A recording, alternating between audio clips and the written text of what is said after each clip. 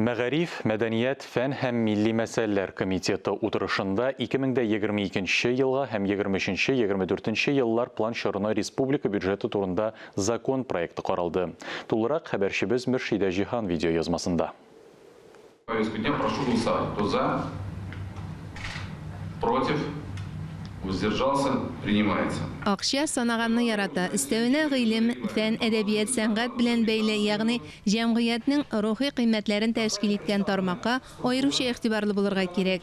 Комитет карамагындагы кайсы гына юнәлешне алсаң да барысы да әһәмиятле. Социаль мәдәни өлкә бюджет чыгымнарының иң зур бүлеге. 2022 елда әлеге мәддә буенча бюджет чыгымнары күләме 9,8 миллиард сумга җитә. Бу чыгымнарда мәгариф һәм мәдәният учреждениеләре төзү, башлангыч сыйныф укучыларын кайнар аш белән тәэмин итү, укытучыларга сыйныф җитәкчелеге өчен өстәмә түләү һәм башка мәсьәләләр исәпкә алынган.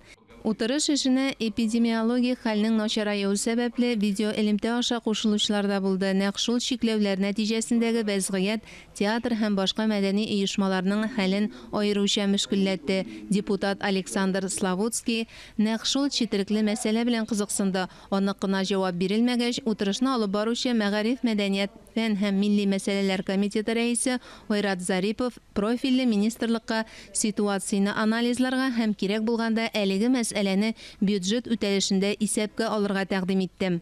Если такая необходимость возникнет, помочь нашим театрам в это непростое время. 2022 елда мәдәният һәм кинематографияны финанслауга консолидацияләгән бюджет буенча 17,3 миллиард сум, республика бюджетында 10,1 миллиард сум каралган. Пользуясь случаем присутствия замминистра культуры, хотел бы задать вопрос по кинематографии. Депутат Рамил Төхфәтуллин билгеләп үткәнчә, кинематографиягә бүлеп бирелә торган акчалар күләме җитәрлек түгел, бигрәк тә Татарстан киносын булдыруны финанслау кысаларында. Депутат мәдәният министрлыгына бу мәсьәләдә күрше республика тәҗрибәсен өйрәнергә тәкъдим итте. Моннан тыш көн тәртибендә мәгариф турында республика законына үзгәрешләр кертү турындагы закон проекты да каралды.